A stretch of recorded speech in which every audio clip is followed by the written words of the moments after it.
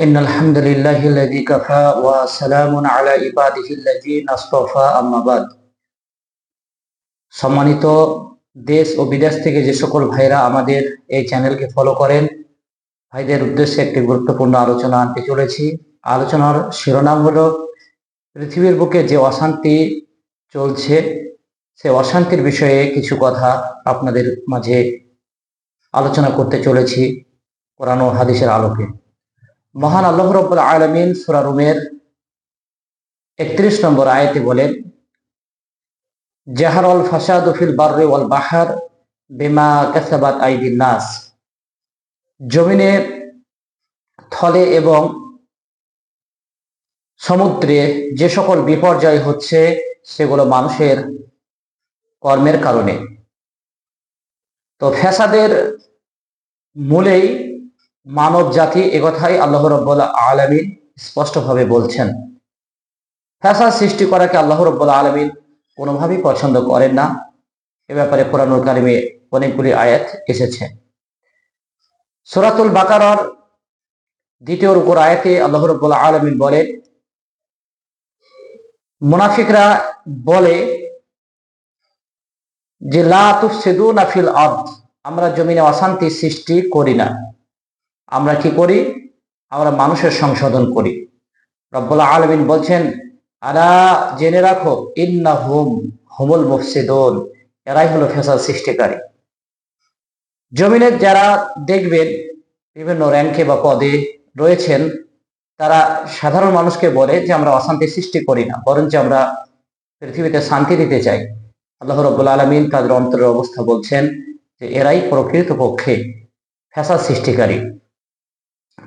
নবীজি সাল্লাল্লাহু আলাইহি ওয়াসাল্লাম বলছেন, যারা উম্মতের মাঝে অশান্তি সৃষ্টি করে, যারা উম্মতের মাঝে বিভক্তি সৃষ্টি করে, তোমরা তাদেরকে যেখানেই পাবে তাদেরকে হত্যা করো। কারণ আল্লাহ রাসূল সাল্লাল্লাহু আলাইহি ওয়াসাল্লাম তিনি ফ্যাসাদকে দূরীভূত করার জন্য তিনি এই পৃথিবীতে এসেছেন। রব্বুল আলামিন তেনাকে এনেছেন। কোরআন এমন একটি আল্লাহর কালাম যে কালাম মানুষকে ফ্যাসাদ থেকে বের করে আনে। সূরাতুল মুহাম্মদ আয়াত নম্বর 1 আল্লাহ বলেন, আলিফ লাম র কিতাবুন আনজালনাহু ইলাইকা লিতুখরিজান নাস মিনাজ যুলুমাতি ইলান নূর। কোরআন মানুষকে অন্ধকার থেকে আলোর পথে বের করতে এসেছে, আর শয়তান মানুষকে ফিতনা ফাসাদে ফেলার জন্য মানুষকে উদ্বুদ্ধ করে থাকে। সূরাতুল মাইদার 91 নম্বর আয়াতে আল্লাহ তাআলা বলেন, ইন্নামা ইউরিদুশ শাইতানু আইয়ুকিয়া বাইনাকুমুল আদাওয়াতু ওয়াল বাগদা। শয়তান তোমাদের মাঝে অশান্তি সৃষ্টি করতে চায়, সে ঝামেলা লাগাতে চায় তোমাদের মাঝে, সে এক অপরকে তোমাদের বিরুদ্ধে উস্কে দিতে চায়, তোমাদের মধ্যে মন মালিন্য রাখতে চায়। ফিল খামরি ওয়াল মাইসির, সে আদম সন্তানকে, মানব জাতিকে মদ্যপায়ী বানাতে চায়, মদ্যপায়ী বানিয়ে মদ্যপানের মাধ্যম দিয়ে বিপর্যয় সৃষ্টি করতে চায়। পারিবারিক যে সমস্যাগুলো আমরা দেখতে পাই, স্বামী স্ত্রীর অশান্তির মূলেই যে জিনিসটি কাজ করে সেটা হচ্ছে মদ্যপানের মাধ্যম দিয়ে। পাড়া প্রতিবেশীতে যে অশান্তি দেখতে পাই সেগুলো এই মদকে সামনে রেখেই হয়ে থাকে। হিন্দু মুসলিমদের যে রাইট লেগে যায়, এর পেছনের কারণ সে মদ্যপায়ী যারা, তারাই কিন্তু বিপর্যয় সৃষ্টি করে, তারাই কিন্তু হিন্দু মুসলিমের রাইট লাগিয়ে দিয়ে থাকে। আমি বলবো যে ইসলাম এমন একটি ধর্ম, এমন একটা দিন, গায়ের কমের কাছে হয়তো আমার এই বক্তব্য পৌঁছে যেতে পারে। আমি স্পষ্ট করে বলবো, ইসলাম কখনোই অশান্তি চায় না। ইসলাম চায় মানব জাতিকে শান্তি দিতে। ইসলাম নারায়ে তাকবীর বলে অমুসলিমদেরকে কখনো বাধ্য করে না। কিন্তু গায়ের কমের অনেক ভাইদেরকে দেখতে পাওয়া যায়, তারা মুসলিমদেরকে জয় শ্রীরাম বলতে বাধ্য করে। এই নারার পেছনে যদি কোনো মুসলিম না বলে তাকে মারাও হয়। জেনে রাখেন, মানবতার ধর্ম হচ্ছে ইসলাম। কোরআন স্পষ্টভাবে বলে মহানবী সাল্লাল্লাহু আলাইহি সাল্লামের চরিত্র সম্পর্কে, ওয়া ইন্নাকা লাআলা খুলুকিন আযীম, নিশ্চয় তিনি মহান চরিত্রের অধিকারী ছিলেন। যদি তিনাকে কেউ চড় মেরেছে তো তিনি তার চড়ের প্রতিশোধ তিনি নিতেন না। সাহাবায়ে কেরাম রাদিয়াল্লাহু তাআলা আনহুরা এই ধরনেরই মানুষ ছিলেন। ইহুদি খ্রিস্টানরা বহু কষ্ট দিয়েছিল, কিন্তু প্রতিশোধ আদায় করেননি। যখন তারা মারতে এসেছে, যখন তাদের উপরে চড়াও হয়েছে, তখন মানে প্রতিরক্ষক ভাবে নিজেকে রক্ষা করার জন্য তখন তাদের বিরুদ্ধে মোকাবেলা করা হয়েছে। কিন্তু তার আগে আপনারা দেখাতে পারবেন না যে কোনো মুসলিমরা কোনো গায়ের কওমের উপরে আক্রমণ করে। বেলাগার যে সমস্যাটা আমাদের চোখে পড়েছে সেটা হচ্ছে হিন্দু ভাইদের কেউ কেউ নাকি যে আল্লাহ রাব্বুল আলামিনের নামে উল্টাপাল্টা বলেছে। তারপরে বিষয় হলো যে কিছু মুসলিম যুবককে মারধর করে, তারপরে অশান্তির সৃষ্টি হয়। কিন্তু আমি মুসলিমদেরকে বলবো যে আস্থা রাখুন আইনের উপরে। কারণ যারা অন্যায়কারী তাদেরকে মারলে ঠিক আছে, কিন্তু নিরীহ কোনো মানুষ অর্থাৎ কোনো হিন্দু ভাইকে মারধর যদি করেন, জেনে রাখেন কিয়ামতের মাঠে আপনি পাকড়াও হয়ে যাবেন। সূরা মাইদার 32 নম্বর আয়াতে আল্লাহ রাব্বুল আলামিন বলেন যে কেউ যদি নিরীহ মানুষকে হত্যা করে তাহলে সে পুরো মানব জাতিকে হত্যা করলো।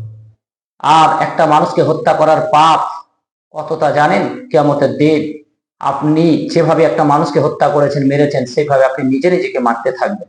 তাই আমি বলবো যে কোনো হিন্দু ভাইদেরকে, নিরীহ ভাইদেরকে মারধর করা ইসলামে ইজাজত বা পারমিশন দিয়ে থাকে না। তাই আমি বলবো যে বাকি এলাকার মুসলিম ভাইরা যেন অশান্তিতে লিপ্ত না হয়ে থাকেন, তারা নিজেকে হেফাজত করবেন, অশান্তি সৃষ্টি করবেন না।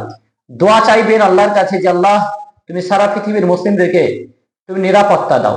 আজ মুসলিমরা কেন আজকে নির্যাতিত, কেন আজকে মুসলিমরা এত অশান্তিতে আজকে ভুগছেন, কেন তাদের উপর এত চড়াও? মহান আল্লাহ রাব্বুল আলামিন কোরআনের একাধিক আয়াতে বলেছেন, প্রিয় রাসূল সাল্লাল্লাহু আলাইহি সাল্লাম বলেছেন, ওয়ালা ইয়ানজাআন্নাল্লাহ ফি সুদুরি আদুবিকুমুল মাহাবাতা মিনকুম। আল্লাহ রাব্বুল আলামিন তোমাদের অন্তরে শত্রুদের ভয় ঢুকিয়ে দিবেন, আর তোমাদের অন্তরে রব্বুল আলামিন আতঙ্ক ঢুকিয়ে দিবেন। তোমাদের উপরে শত্রুদের ভয় ঢুকিয়ে দিবেন, আতঙ্ক ঢুকিয়ে দিবেন, আর শত্রুদের অন্তরে রব্বুল আলামিন সাহস ভরে দিবেন। না হলে কি করে গোপুজরীরা আপনাদেরকে এভাবে মারতে পারে? কারণ উম্মতে মুসলিমা যখন আল্লাহকে ভুলে গেছে, যখন মহানবী সাল্লাল্লাহু আলাইহি সাল্লামের সুন্নতকে ভুলে গেছে, তখন আর কি করে মুসলিমরা তাদের অস্তিত্ব খুঁজে পায়? হুযায়ফাতুল ইয়ামানকে এবং খাব্বাব রাদিয়াল্লাহু তাআলা আনহুকে আল্লাহ রাসূল বলছেন সহিহুল বুখারী 3612 নম্বরের হাদিস যে আবিজিব আলা গানামিহি, বাঘ তোমাদেরকে ভয় করবে। একটা সময় আসছে যখন ইমানের বলে বলিয়ান হবেন, তখন বাঘ, সিংহ একটা মুসলিম যে আল্লাহর কাছে মাথা নত করে তাকে ভয় করবে। কোরআনুল কারীমে আল্লাহ তাআলা বলছেন যদি 20 জন মুসলিম থাকে খাঁটি ঈমানওয়ালা, তাহলে সে 200 জন গায়ের কমকে হারিয়ে দিবে। এছাড়াও 200 জন যদি থাকে তা 1000 জনকে হারিয়ে দিবে। যে আল্লাহর সৈনিক, যে সৃষ্টিকর্তার সৈনিক, সে কাউকে ভয় করে না। একথা এই হিন্দু ধর্মীয় গ্রন্থে এসেছে। অর্জুনকে বলছে যে হে অর্জুন, তুমি কি করে কাপুরুষ হয়ে গেলে? তুমি তোমার স্রষ্টার পথে তুমি কাজ করবে, তুমি কেন ভয় করবে? তুমি ন্যায়ের পক্ষে থাকবে। ন্যায়ের পক্ষে যদি তুমি থাকো তাহলে তোমাকে কেউ কিছু করতে পারবে না। তো অর্জুনকে একজন দেব বা দেবতা সে তাকে সাহস দিচ্ছে। তাহলে হিন্দু ধর্মেও পর্যন্ত ন্যায়ের পক্ষে থাকতে বলেছে। তাই আমি বিশেষ করে মুসলিমদেরকে বলবো যে ন্যায়ের পক্ষে যদি থাকেন তাহলে কোরআন এবং হাদিসে যেভাবে এসেছে তাতে ইনশাআল্লাহ তাআলা আপনাকে এত শক্তি দিবেন যে শক্তির কাছে কোনো শক্তি টিকতে পারবে না। কোরআনে আল্লাহ রাব্বুল আলামিন সূরা আনফালে আয়াত এনেছেন যে নাযালা মালায়েকা, আসমান থেকে ফেরেশতা তাদের পক্ষ অবলম্বন করে পাঠান। তাদের পক্ষেই ফেরেশতারা পর্যন্ত মানে তাদের পক্ষ নিয়ে বাতিলদের বিরুদ্ধে লড়তে থাকেন। তাহলে আমি বলবো ন্যায় ইনসাফের পক্ষে থাকবেন। মুসলিমরা আজকে একটা হিন্দু ভাই হয়তো একটা আল্লাহর ব্যাপারে উল্টো পাল্টা বলেছে, হ্যাঁ তারা অজ্ঞান। কোরআনে একটা আয়াত এসেছে যে আল্লাহ ব্যতীত যারা অন্যের ইবাদত করে, পুজো করে, তাদেরকে গালি দিও না, তাদের দেব দেবতাদেরকে, কেননা অজ্ঞান বশত তারা গালি দিবে আল্লাহ সুবহানাহু ওয়া তাআলাকে। তো তারা অজ্ঞান বশত আল্লাহকে গালি দিয়েছেন। আমরা তাই বলে তাদেরকে কামড়াবো না, তাদেরকে মারধর করবো না, তাদেরকে বুঝাবো যে তোমার রব কে, তোমার সৃষ্টিকর্তা কে।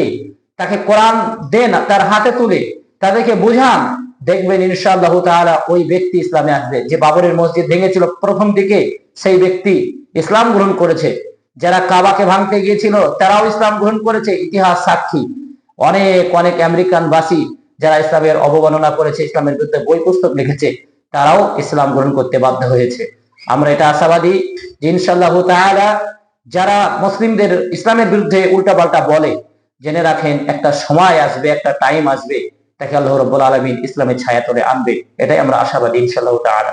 মুসলিমরা আজকে এই জায়গাগুলোতে খেপে যাচ্ছে, কিন্তু মুসলিমরা এটা চিন্তা করলো না যে সুদে জড়িত হলে, সূরা বাকারার শেষের আয়াতগুলোতে এসেছে, যারা সুদে জড়িত হলো তারা আল্লাহ তার রাসূলের সঙ্গে যুদ্ধের জন্য এলান করলো। সুদে জড়িত হওয়া মানে আল্লাহ তার রাসূলকে চ্যালেঞ্জ করা। তাহলে আজকে মুসলিমরা এই দিকে আল্লাহকে অপমান করছেন, আল্লাহকে ধোঁকা দিচ্ছেন, মসজিদে সুদ খেয়ে নামাজ পড়ছেন, ঘুষ খেয়ে নামাজ পড়ছেন, আত্মীয় স্বজনের হক নষ্ট করছেন, ছেলে মেয়ের বিয়েতে পণ প্রথা নিয়ে, আজকে গায়রে শরিয়াত নিয়ে জীবনযাপন করছেন, আল্লাহ রাব্বুল আলামিনকে অপমান করছেন, মানে আপনি আল্লাহর সঙ্গে মানে ভাঁজ করছেন। এইগুলো এইগুলো বড় অপরাধ নয়। একটা হিন্দু ভাই কিছু বলেছে তখন আপনি খেপে উঠছেন, কিন্তু জেনে রাখেন মাকার ওয়া মাকার আল্লাহ আল্লাহু খায়রুল মাকিরিন। আল্লাহর সঙ্গে যারা মক্কর করে, আল্লাহ তাদের সঙ্গে অবশ্যই মক্কর করে।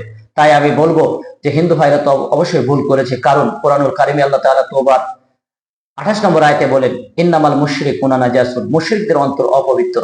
কোরআনে আল্লাহ তাআলা মায়দার এক আয়াতে বলছেন আল্লাযিনা আমানু, মুমিনদের, আশাদ্দান নাস আদাওয়াতুল লিল্লাযিনা আমানু আল ইয়াহুদ ওয়াল্লাযিনা আশরাকু, মুমিনদের মুসলিমদের ইসলামের ঘোর শত্রু হলো ইহুদি এবং পত্তলিকারা।